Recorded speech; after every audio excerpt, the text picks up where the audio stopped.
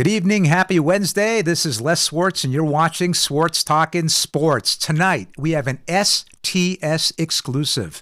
This is going to be a really important show that I really want everyone to check out, and I want comments on this show as well afterwards. So when we finish running this, please comment. Let us know what you think of the show.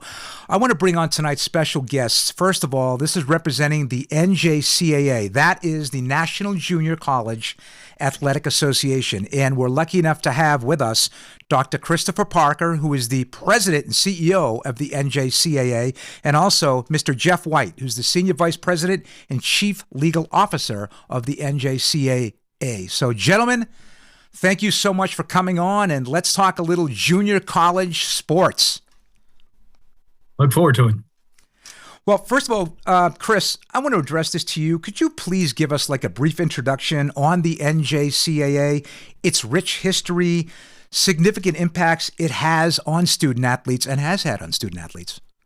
Yeah, I think we got a few slides to show along with this, but the NJCAA was established in 1938 in Southern California as a result for needing two-year college student athletes to have a place to compete against each other.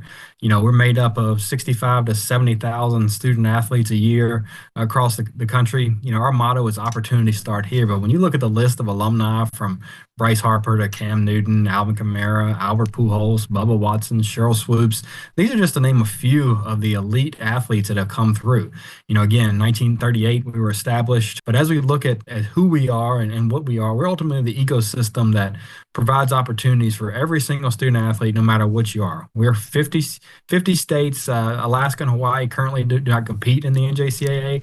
We only have one school in California that's competing in the NJCAA and none in Maine and Kentucky. So there are a couple states that don't compete. They're still made into our 24 regions around the country. But when you look at who we are, the 65, 70,000 student athletes, 33% of them are first-generation college students, you know, higher GPAs, higher graduation rates, really than the student body across the whole. And, you know, we've got roughly 7,000 international students that come to the States to play NJCAA athletics. So it's a robust association with a lot of good things going for it right now. And that's what we're here to talk about today is how to create the same game, same rules for all of our student athletes as they move on, whether that's, you know, upward and onward. And people don't understand how many student athletes get drafted straight into the Major League Baseball draft every year. So we're going to talk a little bit about these opportunities as we go forward.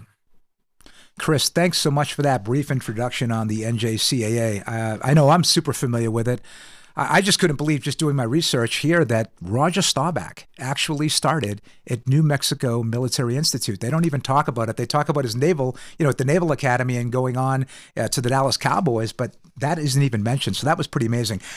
One of the things you touched on, and I want both you gentlemen to talk about it, we're going to talk about a lot of points here, is, you know, the inequality, let's just say, not a level playing field with junior college athletes and four-year institution athletes, okay, at four-year schools. Transfers. Everyone's now about the transfer portal. It's all about the portal now. That's all anybody talks about. Between the portal and NIL, that has kind of dominated the college landscape, along with conference realignment in the NCAA. But one of the biggest things that I know you guys want to address here today is the different rules it is when you want to transfer from a NJCAA school up to a four-year school versus an NCAA school within another NCAA school, whether it's Division I, Division II, Division III. The biggest thing is the GPA, and I cannot believe that they're held to different standards. They're not the same, and maybe you can talk a little bit about the differences. Has it always been that way, and what are we trying to do to, like I said, level the playing field?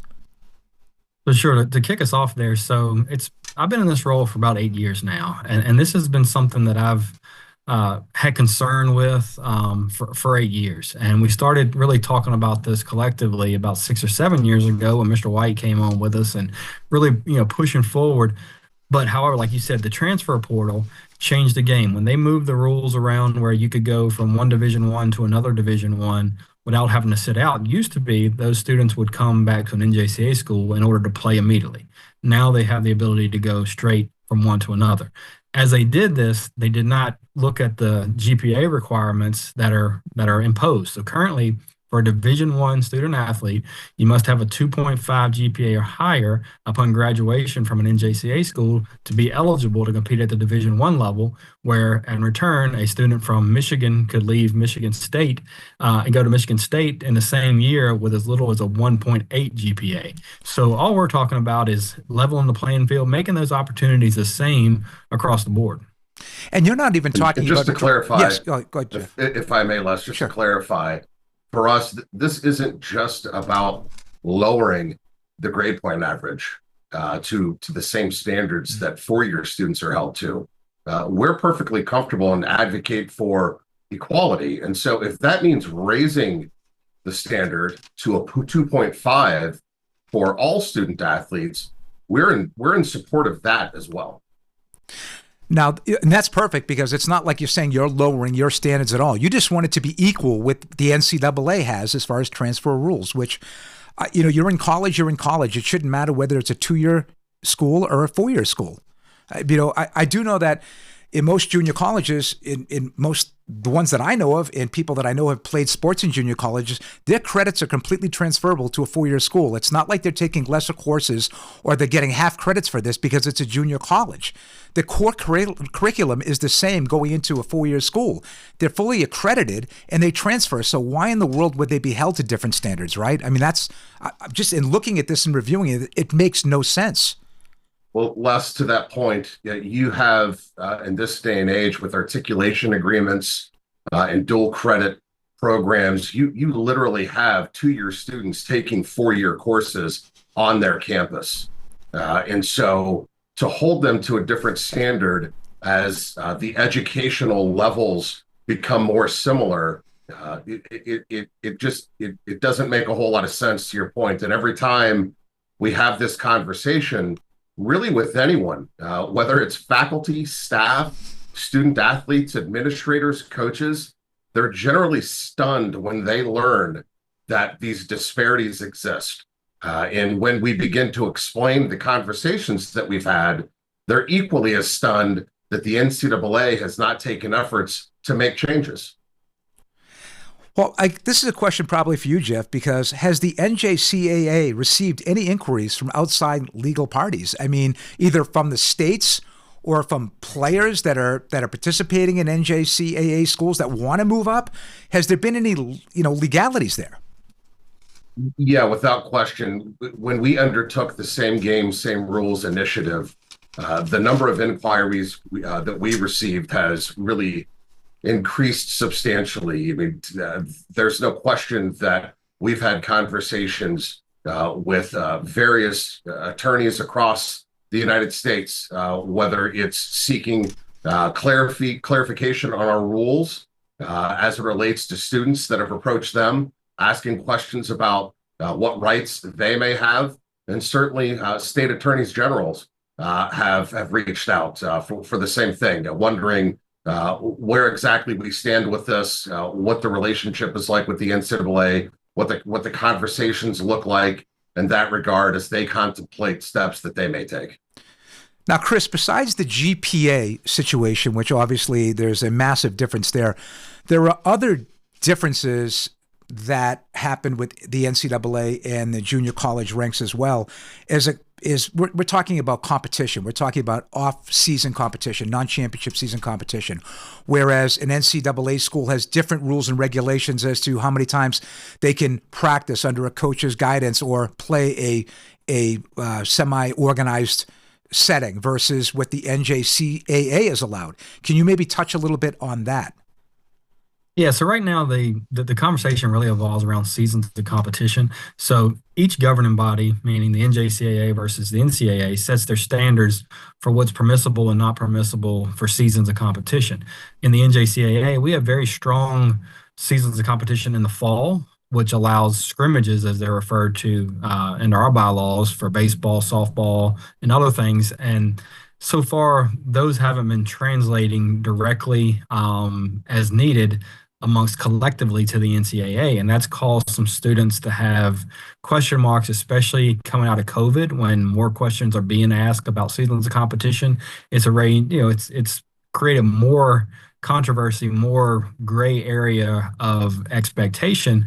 Thus, again, we don't want to put our student athletes in any position of negativity, but what we're finding out is the NCAA may or may not be accepting our seasons of competition the same way, in which they're accepting it on their own side. Now, here's something that I want to address to either of you, and it just came up. I just thought about this. There's always red shirt. They're always burning red shirts, whether it's, he's not big enough or strong enough, they're going to hold him back a year, whether it's a medical red shirt. Can you red shirt a student athlete in the NJCAA ranks? Yeah, yes, you certainly can. Okay. And the term redshirt is still a hardship at both the NCAA and the NJCAA level. It's still a term, a hardship. And that's one of the questions right now around football. The NCAA has rules that allows a student to get that hardship or redshirt, as the general public knows it, and play in X number of football games all the way through the season. We have different rules. They haven't agreed to accept our terms if we make that rule, and they're still looking at the entire body of work rather than our office or our association's governance saying, here's what we call the season of competition. And that's one of the big red flags that's caused this controversy. Now, Jeff, what could be done here? I mean, you guys have certainly made the NCAA aware of these differences and the reasons why everyone should be treated the same.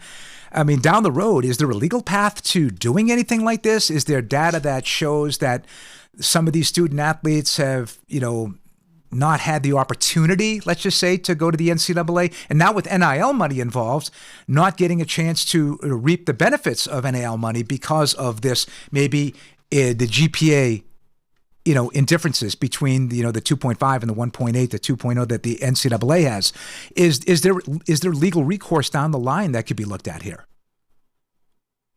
Yeah, certainly there are. But to be fair, to be clear, the NJCAA's perspective and approach has been to work with the NCAA to really remedy what we think are really inequitable and unfair rules. But certainly, far be it for us as a national association to suggest that student athletes that have been aggrieved by these rules, to suggest that they won't at some point speak up for themselves and seek out opportunities to go, retain counsel and to pursue some sort of solution or alternative to the situations that they find themselves in. Because as Dr. Parker said earlier, with these role disparities, there are literally student athletes competing right now in the men's and women's basketball championships, D1, that everyone's watching.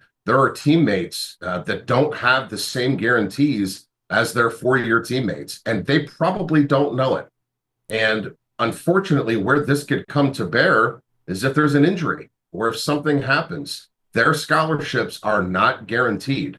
Their four-year teammates' scholarships are guaranteed. And so again, it's not for us to say that they wouldn't pursue legal recourse, but that's not the path that the NJCAA has chosen. We have continued to make efforts over a period of years to work with the NCAA.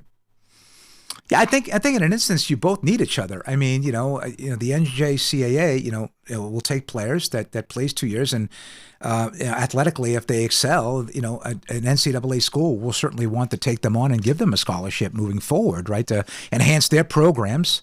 There's no doubt about it. But I think this entire situation is really gotten to the forefront because of, let's face it, it's the Diego Pavia situation, right? I know. Let's address that a little bit, because I think a lot of people had the misconception, as did I, until I spoke with Jeff today, talking about.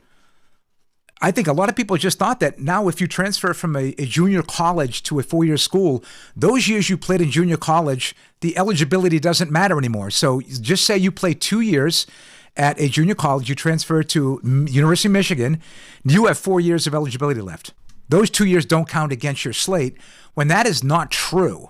Now, maybe you can address, I know a lot about what the Diego Pavia decision was. He sued the NCAA to gain back a year of eligibility, saying that year at New Mexico Military Institute should not count against his eligibility, and he should have one more year allowed to play at Vanderbilt. Maybe you can address that a little bit more. I know it's based on NIL money. He wants to, maximize that because at 5'10" and 172 pounds, he's most likely not going to be drafted in the NFL. And listen, Doug Flutie, take a long time. I don't think he's NFL ready. Okay, so he's going to try to maximize his NIL potential while he can. But maybe you can speak a little bit more to that decision and how it's brought everything now to the forefront. Yeah, sure. I appreciate that. What I would say in short is the Pavia decision was specific and unique to Diego Pavia. And so, of course, that's working its way through the courts as we speak. And the NCAA filed its response and their appeal just last week. And so that continues to evolve. What I can say, and what we received lots of questions about, is the impact of the NCAA waiver. And I feel that this disclaimer is necessary. I don't pretend to be an NCAA rules expert, so I want to make that very clear. Sure. So for student athletes that are watching this, parents and others, if you have questions about your NCAA eligibility, you should absolutely reach out to the NCAA for that. However, I will say that waiver was specific to student athletes with expiring eligibility this year. Expiring eligibility within the NCAA. So if you are a current 2-year student athlete, it has no bearing and no impact on your eligibility. And that is a question that we have received countless times, because you're right, Les. What we've heard over and over is, hey, I heard that waiver went through, so now I have two more years, right?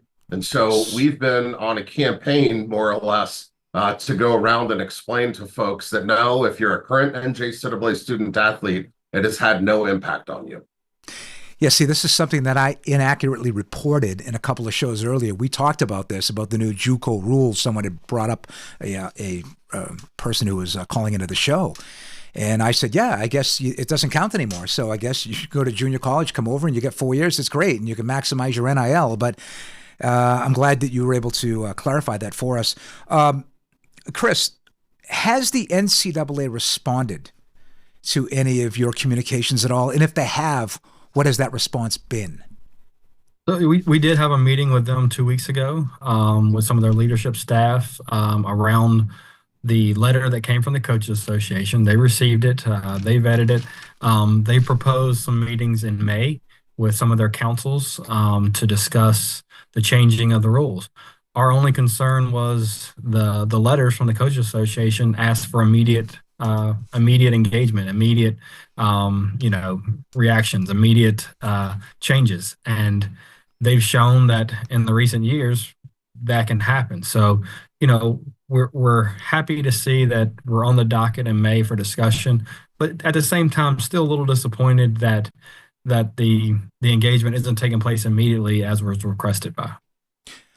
And this is for either one of you here to address this. If you are speaking to a parent out there who has a son or daughter that is, leaving high school, what are the, I want to say advantages, but what are the reasons why they would, they would want to look at going the pathway of the NJCAA or, a junior college as opposed to just jumping right into a 4-year school when maybe they're not ready? What are the advantages? And, can you guys maybe talk about that? Yes, I'll kick us off here. And the first is the ROI right now in higher education. It is the best ROI when it comes to sticker price. When you talk about the national dynamics around student debt, going to a 2-year college is certainly going to keep that student debt ratio much lower, saves you money. Students can stay at home if they'd like to. There are campuses that have dorms at the 2-year college level, so they can still experience that if they want to. They can get bigger, they can get faster, they can get stronger, they can get better academically. Again, we're putting out 7,000 student athletes a year that have a 3.5 or higher GPA. So we know that the academics are there. But when you look at all of those things, what is the necessity for your child or you as an individual student athlete to get on the field and play right away? What does that matter? How much does that matter to you versus sitting and waiting for 2 years? What does that matter when you look in the mirror and you ask yourself, what is the ROI for me personally, for going to a 2-year college. All of those things come into play, and there's so many dynamics. Again, I'm a 2-year college graduate. I went an untraditional way to a 2-year college, but I'm a 2-year college graduate, and there wasn't sports in Virginia at the 2-year college level when I went through. I wish there were. That would have been a huge opportunity for myself to have a different route than it was, but I didn't take advantage of that because it didn't exist. So looking at that nationally, it's a path. And when you look at states like Wyoming, Idaho, there's only one, in some states, one NCAA Division I institution in that entire state. So those individuals look at the 2-year college option to make sure that they're still getting a fresh look as they migrate through to the NCAA Division I level. That's an excellent. Yeah, Les, I would just add to that it's also worth considering there are academic programs, certificate programs, and opportunities that exist in the 2-year space that do not exist in the 4-year space. And so this notion that students choose the 2-year path because they can't go the 4-year path is just not always accurate. Certainly there are circumstances where students choose to go the 2-year path because they may not yet be ready for the 4-year path, but there are tens of thousands of students that are choosing the 2-year path because it just makes sense for them. And there's an academic opportunity or a program that better aligns with their career goals and interests. Yeah, very well said. It definitely is an opportunity, I think, that exists in, Chris, like you had said, you have states that only have one major college there, and it's really, you either go there or you go nowhere. So this gives student athletes another opportunity. Listen, I'll be honest with you. This is just me speaking. I don't know how relevant the NCAA is going to be in the next 5 or 6 years. I mean, it's been my contention and our show's contention that within 10 years, there's not going to be an NCAA. It's going to be run by Division I football. They're going to have a commissioner, and they're going to get all the TV money, and that's what it's going to be. That's just what I think. I always knew about conference realignment. I knew that was going to happen. It's happened quicker than I thought. The expansion to 12-team playoff in football has happened quicker than I thought. And there's no doubt in my mind that there's going to be major changes within the NCAA in the next 10 years or even less. So I don't know what the relevancy of them are going to be moving forward. Anything new going on with the NJCAA? I know the basketball championships are taking place. Locals team here, Brunswick Community College, played in the tournament. We won our first region match, but then we got blown out, I think, by Barton. I think beat us pretty good. But we're in it, so we've got a couple of JCs in the area here. So anything new that you can tell us about the NJCAA? Maybe adding new schools? Are you guys always looking to do that? Yeah, I mean, over in your area, I believe Carteret Community College is up for adoption at our next board meeting in April. So they've gone through the process of adding sports there. We're always looking to tell that story. We're always looking for new and exciting partners and sponsors that want to work with us at the NJCAA. Just like Jeff talked about those certificate programs. When you talk about truck drivers, you talk about nurses, you talk about all those things, they all start and some of them end with us. So, when people who are watching this, like, how do we reach the middle class? The middle class reaches through the NJCAA. And as we use that, again, to tell that story and support student athletes across the country, that's what it's all about. Our Hall of Fame class will be inducted in June. Great event here in Charlotte. You're welcome to attend if you'd like to. Got a lot of exciting people, but that's something new, that this is only the 4th year of the NJCAA Hall of Fame. So really excited to continue to push forward and tell this story and just advocate for 2-year college student athletes, because if we don't, who is? And that's our job, and we're going to continue to do that as much as possible.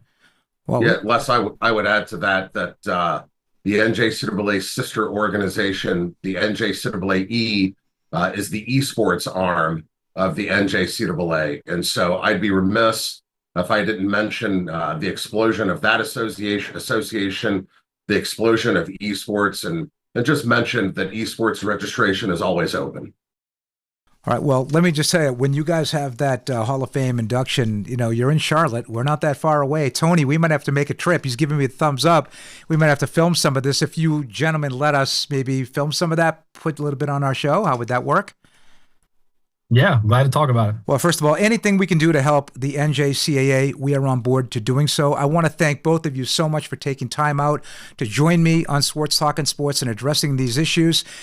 Please come back or let us know how the progress is going with the NCAA, if we're any closer to leveling that playing field. And if there's anything we can ever do for you, please do not hesitate to ask. Thank you very much. We appreciate you having us. Okay, Absolutely. that's Dr. Christopher Parker, NJCAA President and CEO, and Jeff White, the Senior Vice President and Chief Legal Officer of the National Junior College Athletic Association. Gentlemen, thank you so much. We can't wait to catch up again. So we'll be right back after this, and we'll talk a little bit about next week's show.